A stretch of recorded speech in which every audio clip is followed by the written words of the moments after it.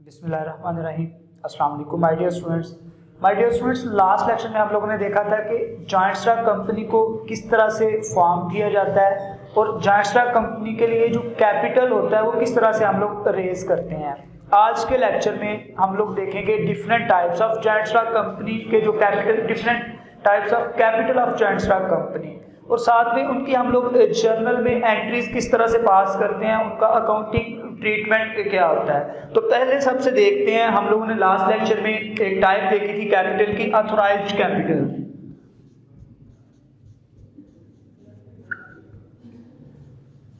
Authorised capital,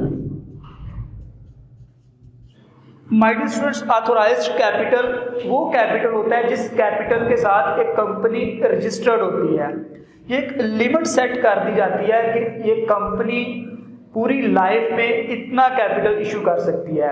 general public को जब ये कंपनी शेयर्स की फॉर्म में कैपिटल इशू करेगी तो ये इतना कैपिटल इशू कर सकती है। फॉर एग्जांपल हम लोग for the sake of example ले लेते हैं कि एक कंपनी है, ABC नेम से एक कंपनी है, उसका जो ऑथराइज्ड कैपिटल है, जिस कैपिटल के साथ वो रजिस्टर्ड हुई है, वो 50 लाख का कैपिटल है और ये उसने डिवाइड किया हुआ है 50,000 ऑर्डिनरी शेयर्स में। 50,000 शेयर्स में उसने इस कैपिटल को डिवाइड किया हुआ है ऑफ ₹100 ईच। उसने ये 100 रुपये वाले कैपिटल में डिवाइड किया हुआ है, तो ये इसका ऑथराइज्ड कैपिटल है एक कंपनी का। अब ये लिमिट एक सेट कर दी गई है कि कंपनी पूरी लाइफ में इतना कैपिटल इशू कर सकती है। अब कंपनी पे डिपेंड करता है, वो चाहे तो फर्स्ट स्पेल में ही, फर्स्ट अटेम्प्ट में ही सारे का सारा कैपिटल जनरल पब्लिक को ऑफर कर दे, या company as per their needs में भी थोड़ा कम कैपिटल ऑफर करे, या जितनी कंपनी को जरूरत होगी उतना कैपिटल कंपनी जनरल पब्लिक को परचेज करने के लिए ऑफर कर देगी। हम सपोज करते हैं कि कंपनी ने ये जो कंपनी का कैपिटल था, ये कंपनी ने जो जनरल पब्लिक को ऑफर किया, इसका 80% विच मीन्स के 40 लाख रुपीस कंपनी ने जनरल पब्लिक को परचेज करने के लिए ऑफर कर दिया है। ये जो 40 लाख रुपीस का कंपनी ने कैपिटल ऑफर किया, तो ये 40,000 शेयर्स ऑफर किए होंगे। अब कंपनी का ये जो 40 लाख का कैपिटल है, इसे हम बोलेंगे इशूड कैपिटल।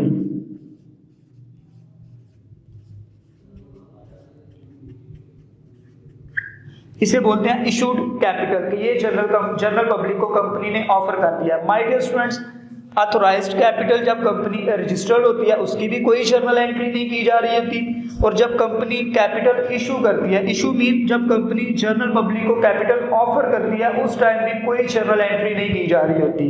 अब जब कंपनी ने जनरल पब्लिक को शेयर्स ऑफर किए हैं, अब जनरल पब्लिक इन शेयर्स को किस तरह से बाय कर सकती है, वो इनके लिए एप्लीकेशंस देगी। जनरल पब्लिक इन शेयर्स को परचेज करने के लिए जो कंपनी ने 40,000 शेयर्स ऑफर किए हैं एट ₹100, 40,000 शेयर्स जो जनरल पब्लिक को ऑफर किए गए थे, जनरल पब्लिक इनको परचेज करने के लिए एप्लीकेशंस देगी। जब एप्लीकेशंस रिसीव करेंगे तो 3 सिनेरियोज हो सकते हैं, या तो हमें एग्जैक्टली 40,000 के लिए एप्लीकेशंस मिल गई हैं 40,000 शेयर्स के लिए या 40 लाख रुपीस के लिए, तो उसे हम बोलेंगे फुल सब्सक्रिप्शन।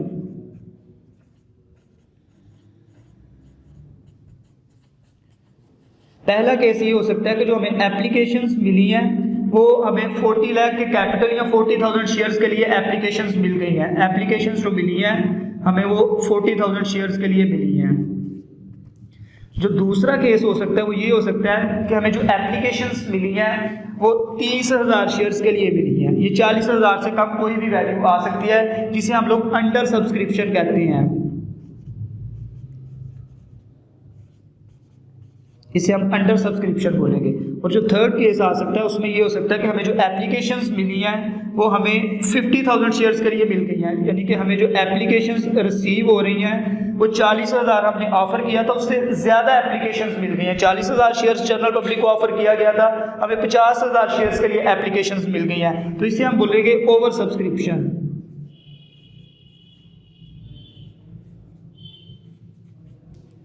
जो अकाउंटिंग ट्रीटमेंट होता है माय डियर स्टूडेंट्स, ये ओवर सब्सक्रिप्शन के केस में डिफरेंट होता है। ये इन दोनों केसेस में हमारा अकाउंटिंग ट्रीटमेंट डिफरेंट होता है। तो जब जनरल पब्लिक ये एप्लीकेशंस देगी, कंपनी उन एप्लीकेशंस के साथ उनसे अमाउंट भी रिसीव करेगी जितने के ये शेयर्स इशू किए जा रहे हैं, और ये अमाउंट रिसीव करने के बाद कंपनी उनको शेयर्स अलॉट कर देगी जो भी एक स्पेसिफिक डेट कंपनी ने मेंशन की होगी। तो अब फर्स्ट वाला केस देखते हैं। हम सपोज करते हैं कि कंपनी ने 40,000 शेयर्स इशू किए थे और इसे 40,000 के लिए ही एप्लीकेशंस मिली हैं। तो माय डियर स्टूडेंट्स, इसकी दो जर्नल एंट्रीज की जाती हैं। जिस दिन हमें एप्लीकेशंस रिसीव होते हैं एक तब एंट्री की जा रही होती है, और एक जब हम शेयर्स अलॉट कर देते हैं तब जर्नल एंट्री की जा रही होती है। तो हम अभी सिर्फ फर्स्ट केस की एंट्री करने लगे हैं, जर्नल जिसमें हमें 40,000 शेयर्स के लिए एप्लीकेशंस मिली हैं। तो जब भी एप्लीकेशंस रिसीव होती हैं तो कंपनी को एप्लीकेशन के साथ उतनी अमाउंट भी दी जाती है जितने के वो शेयर्स परचेज करना चाहता है जो भी पर्सन या जो भी इन्वेस्टर। तो इसकी जर्नल एंट्री जब हम एप्लीकेशन से रिसीव करेंगे 40,000 शेयर्स की जर्नल एंट्री इस तरह से होगी। बैंक में पैसे आ जाएंगे क्योंकि एप्लीकेशन के साथ हमें अमाउंट भी दी जा रही है। तो बैंक अकाउंट को हम लोग डेबिट करेंगे क्योंकि बैंक में हमारे अमाउंट आ गई है, बैंक हमारा एसेट है वो इंक्रीज हो गया। हमें 40,000 शेयर्स के लिए एप्लीकेशंस मिली हैं और एक जो शेयर है वो 100 रुपीज़ का। अगर 40,000 को मैं 100 से मल्टीप्लाई करूंगा तो इसकी अमाउंट 40 लाख बनेगी। और साथ में हम लोग क्रेडिट करेंगे शेयर एप्लीकेशन अकाउंट, हम लोग क्रेडिट करेंगे शेयर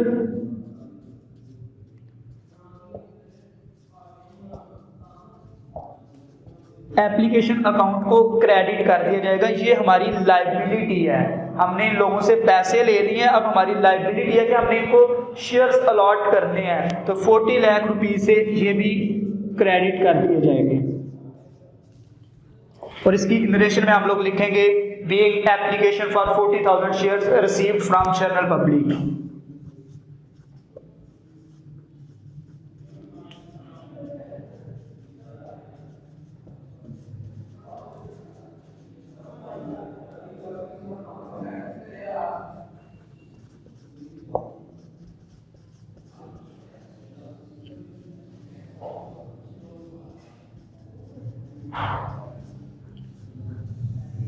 माय डियर स्टूडेंट्स, इस तरह से जिस दिन हमें एप्लीकेशंस रिसीव हो रही हैं हम ये वाली जर्नल एंट्री कंप्लीट करेंगे। अब जो नेक्स्ट जर्नल एंट्री की जाएगी जब इनको शेयर्स अलॉट कर दिए जाएंगे। हम सपोज कर लेते हैं कि ये 1 जनवरी 2020 को हमने एंट्री की है और हमने जो अलॉटमेंट डेट रखी हुई है वो 31 जैन 2020 रखी हुई है। तो ये एंट्री तब की जाएगी जब हम इनको शेयर्स अलॉट करेंगे। हमारी जो लायबिलिटी थी शेयर एप्लीकेशन अकाउंट जिनको हमने शेयर्स अलॉट कर रहे थे वो लायबिलिटी हमारी खत्म हो जाएगी। तो हम लोग शेयर एप्लीकेशन अकाउंट को डेबिट करेंगे और हम लोग जब शेयर्स अलॉट कर रहे हैं, हमने शेयर्स अलॉट कर दिए, हमारे पास शेयर्स जो थे वो कैपिटल की फॉर्म में आ गए हैं, यानी कि अब हमारे पास रियल टाइम में कैपिटल आ गया। पहले जस्ट रजिस्टर्ड फॉर्म में था या ऑफर्ड फॉर्म में था, अब कंपनी के पास एक्चुअली में कैपिटल कलेक्ट हो चुका है। तो शेयर कैपिटल अकाउंट को क्रेडिट कर दिया जाएगा।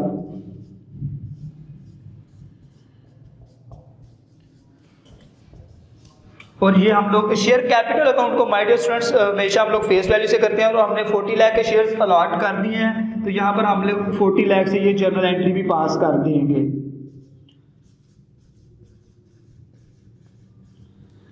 इसकी नरेशन हम लोग लिखेंगे being shares allotted to public. अब कंपनी ने जो एप्लीकेशंस रिसीव की हुई थी उनको शेयर्स अलॉट कर दिए हैं। ये हमने फुल सब्सक्रिप्शन वाला जो केस था उसे कंप्लीट कर लिया है। जो दूसरा केस हो सकता है वो माय डियर स्टूडेंट्स ये हो सकता है कि हमें अंडर सब्सक्रिप्शन हुई है, हमें जो एप्लीकेशंस मिली हैं वो कम मिली हैं, तो उसकी भी एग्जैक्टली सेम यही एंट्री होगी।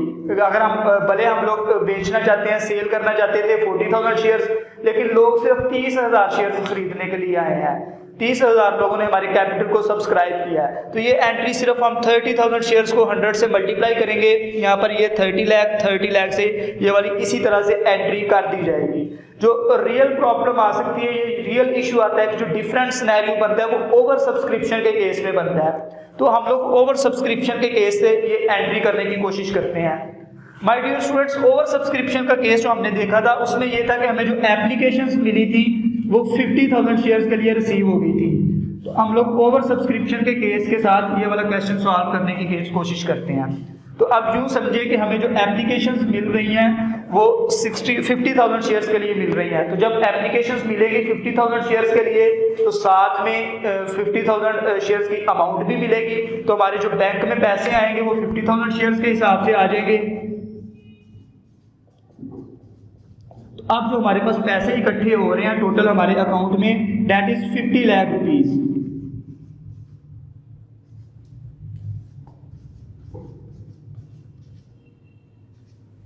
अब माय डियर स्टूडेंट्स, जो मेन इशू है वो इशू ये आ रहा है कि हमें एप्लीकेशंस मिल गई हैं 50,000 शेयर्स के लिए, जबकि हमने जो ऑफर किए थे वो जस्ट 40,000 शेयर्स ऑफर किए थे। हम लोग जो शेयर्स अलॉट कर सकते हैं वो सिर्फ 40,000 शेयर्स इशू अलॉट कर सकते हैं।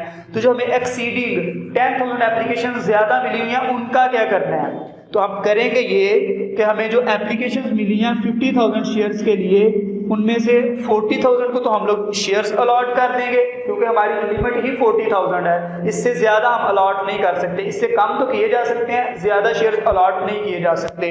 तो 40,000 एप्लीकेंट्स को हम लोग शेयर्स अलॉट कर देंगे।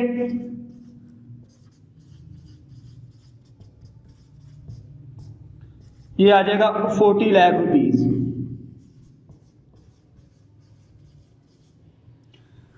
और बाकी जो रिमेनिंग 10,000 शेयर्स के एप्लीकेंट्स हैं उनकी हम अमाउंट रिटर्न कर देंगे कि sorry we can't allot you shares, हम लोग आपको शेयर्स इशू नहीं कर सकते, हमारी लिमिट क्रॉस हो चुकी है या लिमिट एक्सीड हो रही है। तो हम लोग जो बाकी हम लोगों ने जिनसे पैसे ज़्यादा रिसीव किए हैं उनके पैसे वापस कर दिए जाएंगे, क्योंकि इन्होंने पैसे तो दिए थे शेयर्स परचेज करने के लिए। हमारी लिमिट ये है कि हम लोग इनको शेयर्स नहीं अलॉट कर सकते, तो ऑब्वियसली इनकी जो अमाउंट है, इनके जो पैसे हैं वो इनको रिटर्न कर दिए जाएंगे। तो जो अब अमाउंट रिटर्न की जाएगी उसके लिए हम लोग इसी एंट्री को रिवर्स कर दिया जाएगा। हमारे बैंक अकाउंट में अमाउंट आ रही थी तो हमने डेबिट किया था, अब जब हम पैसे वापस करेंगे तो बैंक अकाउंट कम हो जाएगा। एसेट जब भी डिक्रीज होता है क्रेडिट होता है। ये हमारी लायबिलिटी थी जब उनसे हमने पैसे रिसीव किए थे, हमारी लायबिलिटी बढ़ी थी। जब उनके पैसे रिटर्न कर दिए जाएंगे हमारी लायबिलिटी खत्म हो जाएगी। तो इसकी हम जर्नल एंट्री पास करेंगे, शेयर एप्लीकेशन अकाउंट डेबिट,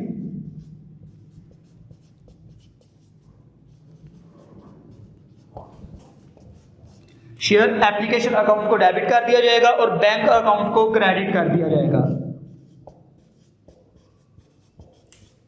और ये हम लोग 10,000 जो एप्लीकेंट्स थे उनके पैसे वापस कर रहे हैं। 10,000 को अगर 100 से मल्टीप्लाई करेंगे तो ये 10 लाख रुपीस बनेंगे। इनके पैसे, इसकी नरेशन हम लोग लिखेंगे being amount of 10,000 applicants refunded। हम लोगों ने 10,000 एप्लीकेंट्स के जो पैसे थे वो रिफंड कर दिए हैं, वो वापस कर दिए हैं। तो इस तरह से माय डियर स्टूडेंट्स हम तीनों केसेस में जर्नल एंट्रीज पास कर सकते हैं। फुल सब्सक्रिप्शन के केस में, ओवर सब्सक्रिप्शन के केस में और अंडर सब्सक्रिप्शन के केस में इस तरह से जर्नल एंट्रीज पास कर सकते हैं। This was all about from today's lecture. इंशाल्लाह नेक्स्ट लेक्चर में हम लोग देखेंगे कि जो शेयर्स इशू किए जाते हैं, ये अगर पार वैल्यू पे इशू किए जा रहे हैं तो वो किस तरह से इशू किए जाएंगे, अगर डिस्काउंट पे शेयर इशू किया जा रहा है तो डिस्काउंट पे किस तरह से किया जाएगा, और अगर ये प्रीमियम पे इशू किया जा रहा है तो प्रीमियम पे शेयर को किस तरह से इशू किया जाएगा। ओके माय डियर स्टूडेंट्स, अल्लाह हाफिज।